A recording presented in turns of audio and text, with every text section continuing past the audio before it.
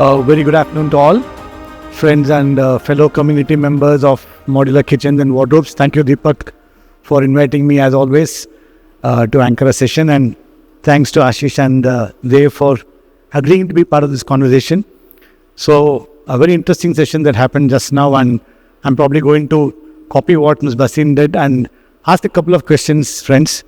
How many of us here have more than 50 or more kitchen showrooms? No one? 50 or more? Not in the audience? Yeah, okay, of course. And how many have, say, 25 to 50? A few more. How many have between 10 and 25? Under 10? Not many hands going up. I'm sure under 10. Yeah. A little higher, please. That'll help me to count. Yeah. A lot of under 10 and probably 10 to 20 is what I see. So the topic that we have for today and the next half an hour, what I'm going to spend with Mr. Ashish and Mr. Dr. Dev, is about how do we build a national retail chain for modular kitchens in India. Right? And as you see, there are two gentlemen seated here. One comes from a rich legacy company, 127 years, Godrej. And so they have a certain approach to how to scale and build a national chain, which they have. On the other side, we have from happy furniture to you to fashion for home. That's Pepperfry, who's trying to build a modular chain in India as well. So both these gentlemen are going to spend the next 20-25 minutes, and I'm just going to talk very simple, free-flowing, freewheeling conversation, not too much of gyan, but hopefully at the end of it, something that we can understand about what kind of business model that we can look at if we have to scale. There are people here I know, and I've met many of them who have 10 showrooms, 15 showrooms, have been doing it quietly. And so this is also an ode to them. So you guys have really been at it and doing it. There are many people who have aspirations to grow, go to all the cities of India. I was just reading up that apart from the 8 metros and tier 2 cities, which are about 97 in number, there are more than 300 odd tier 3 cities.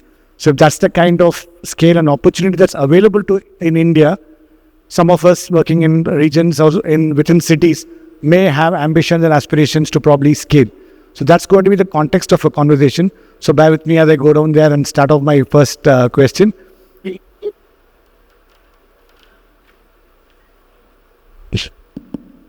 Thanks. So the first question, I'm going to start off with you, Ashish. And this question is going to be on what do you think and this is, I know you saw the audience, and the cross-section of the audience is about owners and also corporates. So what do you think should be an ideal business model?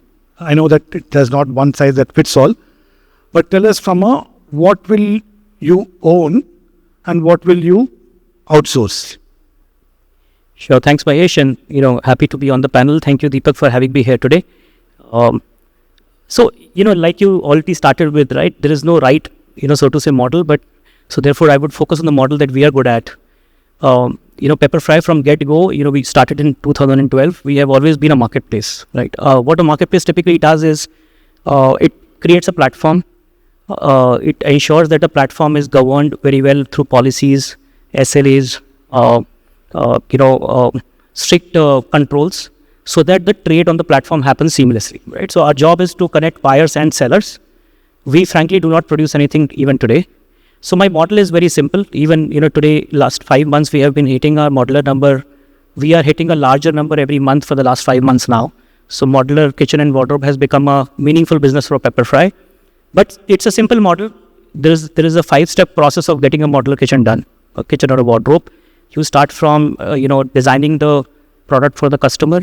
You measure, you produce, you install, you deliver, and you install, right? So outside of generating demand and consulting customer to make a great kitchen or a wardrobe, we have outsourced every other part of the process, right? Outsourcing means that we control it thoroughly, through strict SLAs. Like I said, we have policies that govern the platform, but our promise is very simple, that we will own the customer and we'll do everything that it takes to get a great home done for the customer, right? So we therefore have a distinction of running a platform, and we are very great at doing that. So you said a beautiful thing. You own the customer, but you're still willing to outsource key components of the experience. So how do you ensure that, especially when you're doing it to scale? How do you ensure that?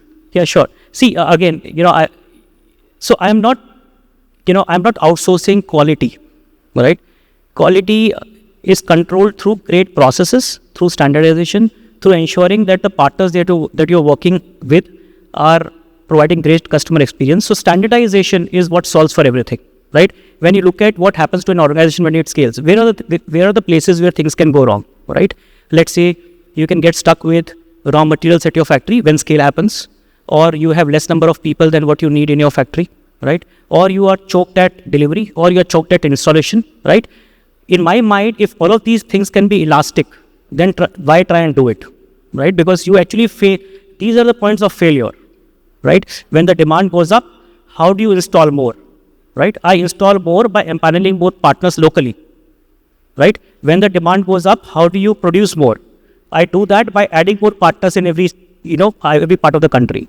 So all the choke points where the experience can go wrong, I control them significantly because I know that they are all elastic, right? If the demand goes up in North India, I can get 2 more manufacturers to help me. My job is standardization of the product, of the pricing, of the quality that the customer is getting from us. Interesting. I'll get back to you on that. Godrej, all of us know that you own design and manufacturing largely, right? So what is your business model as far as modular kitchens are concerned? So, of course, this is to do with retailing. So, retailing is a means to an end. We are fulfilling a need of a customer. But do we have the inherent right to fulfill that need? And what are our core strengths that will allow us to do that? So, all our businesses, when they start, they begin with that. So, say modular kitchens or any of our other furniture. When we were analyzing this some 15, 18 years ago, we realized that we have this huge capability of manufacturing both wooden as well as steel cabinets and furniture. So we knew that we have the manufacturing prowess to do that and the ability to design those also, because we have been designing almiras and other furniture for donkey's years now, more than 100 years. So it began from there. So we had a core strength in design, manufacturing and quality control. So that is what we wanted to provide to the consumer, because we are not here to, if you have survived for 128 years, we want to survive for next 200 years. We are not here for quick funding, selling off, going out. We are here to stay. So hence it has to be based on some strength, and we did not want to be aggregators, because today we can be aggregator. Tomorrow somebody else with better VC funding will come and become a better aggregator. So we started from there, and after that we set up everything else, which is basically retailing and omni-channel commerce, and our in fact basically e-commerce website as well as marketplaces came in much later. It in fact came in just 3 to 4 years ago. And while we already had a huge presence in retailing space, and we had the warehouse and the delivery strength across India. Today, a very unique situation where even when we sell on marketplaces, big marketplaces, Amazon, Flipkart, they tell us, please deliver and service. Because we have that strength of more than 40 warehouses across, many of them company owned, and the offices and the infrastructure which goes behind it. So our model is very different, where we measure our strengths and then say this is where we want to get into, so that when we deliver a quality, even after 20 years, we are there to service that quality. Yeah, but you're talking because you have the strength of a legacy behind you. So for all the people here, so are you therefore in a way suggesting that try to own design and manufacturing? I am saying just look into your capabilities and what is the strength you bring in. And there is something called the 5 forces model of Michael Porter, which says, do you have an entry barrier? And if you don't have, what can you create? Is it something which somebody else can quickly come into? So an Ola and Uber can create a cab hailing service. If it is just a service and an app, anyone else can replicate, as you are seeing a profusion of those apps today. But is there something which we can build? Maybe it is quality of service, as he says, maybe quality. It can be such a good quality that even after 7 years, people swear by what Pepperfry gives them. Then that is an entry barrier which is difficult to cross. But there has to be some kind of qualitative measure which has to be there, something which has to be built, which nobody else can replicate or can replicate, but with a particular cost to it or particular effort to it. It shouldn't be a person who has enough VC funding, comes in, replicates your model overnight, and tomorrow they again start by recruiting the right people. So it has to have some kind of differentiation, which is not so easy to replicate. Yeah, but frankly, easier said than done, because quite a bit of whatever happened is largely getting commoditized, and to that extent, differentiation has to be built in. I sort of agree with you partly on that. But coming to it, model-wise, FOCO, COFO, FIFO, FICO, I mean, there's a lot of jargon going on. What is your recommended model for people who want to probably scale to, say, from currently 5 to 15, and then maybe from 15 to 50? Do you recommend 2 different models for that? No, see, first of all, I want to break a few myths just in terms of how, models are looked at, right? When we opened our first store way back in December of 2014, the omnichannel was not the word in the country, right? No one used to talk about omnichannel. We often make this mistake of saying that this customer is an online customer or some other customer is an offline customer. A customer chooses a medium at a point in time. Today, I buy books off Amazon. I also would listen to Audible.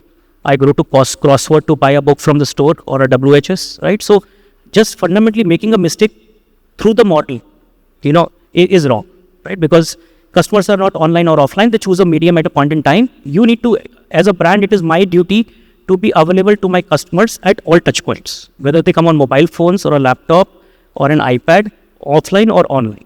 Right? So therefore, I do not look at a model from that standpoint. Now, having said that, when I start my own model business, the first way to do it is by doing it yourself, right? And therefore, company operated stores is the only way to go about doing things, right? I do not want to outsource or create a franchisee partner when I do not know how to build a business, right? So therefore, even today, our model for doing modular kitchen and wardrobes is all company operated model. Having said that, today, I have only 7 stores and I do a very large number through those 7 stores. I am going to expand from 7 stores to 35 stores. I have 40 company-owned stores today. And this expansion will also happen not by going to those stores, but by using technology that will help customers make the right purchase decision, right? So a lot of Zoom calls, a lot of ability to, let's say, touch and feel a piece of the product, not the entire product, in a store. So you can look at swatches, you can look at panels. You can create an experience and tactile experience also by doing many more things. Even you actually go and set up a kitchen over there.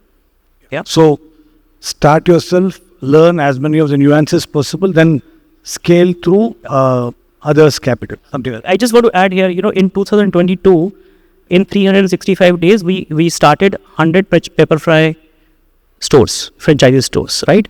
Now, we did that because we knew our business and we know what it takes to build a store. So we did something called franchisee in a box. So if you sign up a franchisee, then a truck would go. The truck would have the Asian paint, the box of the Asian paint. It will have the AC, which is supposed to be set up in the franchisee partner. It will have every piece of furniture that needs to go. Now, one truck will go to Bhubaneswar, right? You can open the truck and you can set up a franchisee, right? So there is a lot of, when we say platforms do a lot of work in governing the platform, right? We spend a lot of time in defining processes, figuring out SLAs. We have a great feedback loop, feedback mechanism to understand what's working, what's not working. We do use technology at various places. Today we do around 6,000 transactions a day, right? We sell 6,000 pieces of furniture a day, right? And with a great 70 plus NPS. Now all of that does, and we do not play any part in the manufacturing of the product, right? So there is a lot that goes into ensuring that these 7,000 products that are getting delivered every day are not coming back, right? So while there's a lot of different type of work which is needed in having a great manufacturing setup, this work is also not trivial. The largest ride-hailing business does not own taxis. Absolutely. The largest hospitality business does not own hotels, right? So there's a lot of other type of work that you need to do to ensure that your transactions are going well and you deliver a great customer experience. Super. See, I'm stuck between two people and with divergent views. Imagine my situation. Yeah. What's your view? Franchisee, dealer, Godrej has its own stores. As far as modular kitchens as a category is concerned, what would you recommend to the audience at large? What should they typically follow? I think in this I agree with him, because here franchise is the way forward, because how many stores can a person build or an organization build and control on its own? And there is this touch of magic which entrepreneurship brings in. And that entrepreneur who is running the franchise brings in that touch of magic. So while the softwares, and we also have our modular kitchen software and our modular furniture software, all our furniture is now modular. So we have configurators, we have room configurators, we have everything. We also keep a control of the interior, the visual merchandising, the regular switchover of furniture or the kitchen software. However, that touch of magic which an entrepreneur brings in on following up, on trying to sell, that cannot be brought in by only company organizations. Of course, it is like you do need company stores to learn from it, because where will you learn from if you don't have a few company stores? So you need a few company stores. So we have, say, 200 company stores, but we have more than 1,000 franchise stores, which is basically the telescopic effect. Just for kitchens, we have 250 franchise stores and dealerships. Also, kitchen or any cabinetry business, and today I mean it is Kitchen Congress, but it's actually cabinetry business, which is basically anything to do with wardrobes or cabinets, or it can be crockery units in the dining hall, and or a bookcase, which is like a cabinet. Any cabinetry unit may also require some kind of civil work. So that cannot be done by an organization, or cannot be controlled so well by an organization. A person may want gypsum, marble, and there are materials by the dozen, as somebody was pointing out in the morning.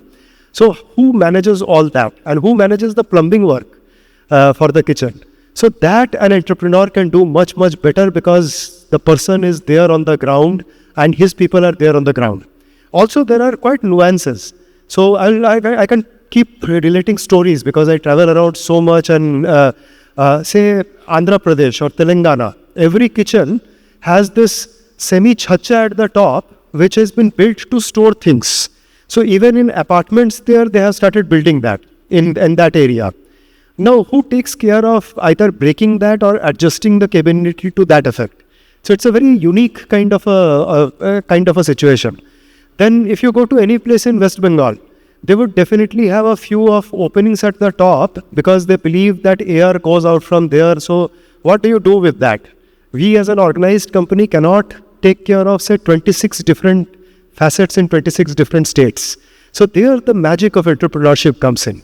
While quality, everything can be controlled by us. So there is a high degree of localization and local expertise and local lay of the land that is required. I get that. So again, two large views, but for people at large, I think what both of you are saying is that you should look at owning the experience for sure, without any doubts. You don't outsource the experience to somebody else. At the same time, do your first set of stores to understand the nuances and the nitty-gritty, so that you can, when you actually take it out to somebody who has to partner with you, who's an expert in that particular geography, see to it that you pass on that expertise and work with them. I mean, that's the summary of part 1. So I have 11 minutes on the clock, so I may have to opt out of 3 heads that I wanted. I'll go to the second one quickly. Ashish, structure, right? And 2 elements to it for you also, Dr. Dev. One is people. How important are people, especially when you want to own the experience, but there's a whole lot of franchisees out there who have to actually live your experience, live your culture, live your process, live your thing. One. And the second thing is costs. What do you think are the major costs that one has to be aware of, prepared for, if they have to expand into multiple territories? So of course, like I said, just inherently the model that we run is all about people, right? Because, we control demand. We have 200,000 people who come and visit, Pepperfry every day. A lot of them would want to buy modular kitchen and wardrobes. People who interact with them are the ones who are converting them, right? So therefore, ongoing training, ongoing understanding of, their requirements, understanding the customer really well, etc., is something that they deliver to my customers, right? So therefore, the entire business is about people in my model, right? Now, whether it is training of people, training of franchisee partners, or empaneling the right franchisee partners, ensure that there is a nice rating system that goes with the franchisee partners, because the franchisee partners also keep getting churned, right, in this entire process. Let's say if you have a manufacturing partner who's not doing well in a certain territory, getting negative NPS, then the partners will need to be replaced, right? So the entire business. You have a rating system for your partners? Yes, all of our partners. Both at the back end and the front. See, every bit of transaction, store, location, supply chain center at Pepperfry is being measured on NPS every day, right? Because like I said, the platform, that's the only value that we add. At some point in time, we realized that, as you try to control the platform, supply chain is not something which is built in the country, right? So while we are not manufacturers, today I own 250 trucks. I have 22 distribution centers. I have 500 people who go and make delivery and assembly every day, right? So now that's a lot of hard work for a platform, but we chose to take it because we thought that no one else is going to solve this problem in my category. So therefore, I might as well. So in order to run a great platform, right, I needed to own a part of the entire chain, right, which was supply chain in our business. Correct. So, coming back to your point, therefore, it is all about people and their training. My biggest cost in my business today is also people and people training, right? My payroll is the largest component of my business. Their training is the largest operating cost that I spend every month, right? Because we are all about governing, all about standardizing, ensuring that everyone at Pepperfry in the store talks the same language, understands the product in the same manner, right? Because see, when you are an online business, the biggest onus on you, sometimes people say, while I did not deliver this table, the one that I sent was a much better quality. My customers actually do not need a much better quality. They want this table, right? So in an online business, what you see is what you get is extremely important, right? And therefore, everyone in the organization is trained to not under or over promise. So the quickly top 3 points on which you rate your franchise partner. Let's say modular kitchens, you are outsourcing. I mean, you have franchises in different cities which you have to control on remote. What are the top 3 things you'll rate? The top is, of course, on time in full. Whether the transaction happened on time. And was, how many iterations it needed to get a kitchen right. Number of interactions that would happen, right? So timelines and the way the customer was dealt with was extremely important. And the, moment of truth is NPS, right? Every transaction that happens on Pepperfry delivers an NPS, right? If NPS is not working, everything else is mithya, right? So, that's the final measure of how the partner is doing. Wonderful. And what do you do at Godrej, which again can be as an inspiration for people who want to set up in terms of one is importance of people. I'm again talking at the front end, not at the HO level.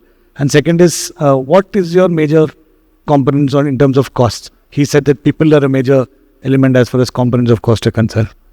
So, in our case, basically, what we do for people is, as I said, a lot of training, but we classify the training into different categories. So, there might be service training. So, what is the kind of how to install a furniture?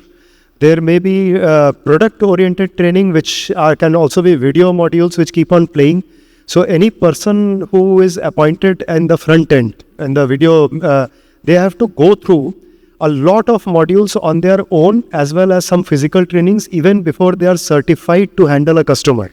Because with more than 2 lakh products which we have, of which 1.5 lakh products is only of kitchens, people have to know about a lot of things. For example, it's such an intuitive thing that when we sell a sofa, we tell the customer, we are willing to overturn the sofa, open the chain at the bottom, and we provide that chain so that you can look under the chassis. If you buy and we have certain of these things for all our furniture because we are proud of our quality and our build. So all those things have to be learnt. Otherwise, they cannot convey the true picture of what we stand for. More than that, we have also started hospitality training. We have recruited trainers from the 5-star hotel industry. So this kind of a industry, this is, so to say what is it that we can do to make the customer at home and feel comfortable. Because our showrooms would get a 10 to 12 footfall a day. Each person can be treated like a valued guest. Is this for franchise also? Even for franchisees. So we don't differentiate between franchisee or our own organization in the look and feel, training. Even for recruitment of franchisee staff, our people sit on the panel to recruit. So the quality has to be the same. It is, as I said, the difference is in the entrepreneurship. While company stores, suppose they are dictated to close at 9:30, the store chief will close at 9:30. Whereas a franchise, if anyone has called him up and said कि मैं आ रहा हूँ थोड़ा रहिएगा, तो वो 10:30 तक भी वेट करेगा. That is the touch of magic which I met from franchise. अगर वो बोलता है कि मेरे घर में ये तकलीफ हुआ है, the owner will go to the home and check कि आपको तकलीफ हुआ है, देख के आता हूँ. He will anyway go to his home for the Griha Pravesh to meet the other people in that complex and say कि to be introduced to that person. The touch of entrepreneurship is a touch of magic, and which of course our entrepreneurs also bring to the table. But these smaller entrepreneurs also bring to the table, and many of you are that entrepreneur who will bring that magic to the table, which professionals cannot. Beautifully said. Thank you so much. Lovely. So again, in the interest of time, one thing that since morning I've been speaking to people. What do you think about scaling? Do you think it's possible? The big thing that keeps coming back to us is that ये technology है ना, the big guys can afford to invest in technology, and so they can control everything centrally वगैरह वगैरह. But what about us? So we work on our own capital, and we'll have to earn money before we even invest further. So what do you think? Quick 1 minute advice in the interest of time on deployment of technology, or how do you look at technology if you have to scale? The same question to you also after, Sure. so that we can save time. Thanks, Mahesh. So again, my view on technology is, so it's like, it's like water which will find its way, right? So, it's not an option which is presented, whether you're an entrepreneur or you're, a head of a large company, right? Because it is going to happen. If you do not adopt it, you will go obsolete very soon, right? So I don't think it's an option, but there are many ways. See, also look at how technology has become very easy, easily accessible and very cheap, right? Today, there's a lot of talk on AI. And, while everyone is talking about AI, I don't know how many are adopting, in the sense that today in my organization, without spending a rupee, I can do a lot with AI, from designing the kitchens to filling I was asking my team how many hours to fill a tender, right? They used to take 3 days, which now gets done in 2 hours. The first draft is ready in half an hour, right? So it's only about appreciating the technology, right? Understanding that, so first build appreciation that without technology, you will get obsolete. B, understand that it's not an option which is presented to you, right? So, Beautifully good. I will go a step further and assure all the budding entrepreneurs here or entrepreneurs who are worried about what technology will lead to. AI will be a great leveler. A lot of steps will be leapfrogged using AI. Things which used to take a product configurator would take 5-6 crores to develop. Today we are developing it for 5 lakh, 6 lakh rupees using AI. But invest in a good AI platform on which everything can be based on. A product discovery app would take crores to develop. Today we developed it for 5 lakh rupees. And it is working perfectly fine, and we have developed it in-house. I will talk about the website and e-commerce also. Today we spend, and believe me, we spend 8 crore rupees on our website. I don't know why at present, because another year down the road, we will have agentic commerce, which means you have a database, more or less, an agent will talk to your agent, and people will just talk to their phones and say, I want a red colored sofa in this configuration. My dear friend AI, you already have pictures of my bedroom or my living room. You know the size of my living room. Please decide and give me option. Or in future, they might also say, please order. I know my esteemed boss is sitting here who gets her maid to write down what is missing in the home so that he can come back and order on Blinkit or Groffer. But in future, the AI, this maid can tell the AI and the AI will order and it will come. There will be no intervention in between. So a lot of steps can be leapfrogged using AI is what I wanted to say. I think the power of AI we can talk about it till dinner time. So friends, what I think we've spoken about in terms of the model, in terms of importance of people and the role of technology. There are a lot of you who are already embracing all of this, putting it to use. I have friends here who have silently put up plenty of stores and have been doing it sustainably and profitably. And I also have people here who have scaled significantly and shown value. This morning we were talking about trust is earned, not raised. And then we also heard about how it's not going to be any longer only selling a product, but actually selling an experience. So a lot of food for thought that the whole day is giving. I hope this session also was useful to you in that way, and hopefully we'll see not 4 companies who have done 1,000 crores. We probably will hope to see 40 companies come up very soon to 2,000 crores and make our industry as bright and big as it's possible. Thank you very much. Thank you, Ashish, and thank you, Dev. Thank you.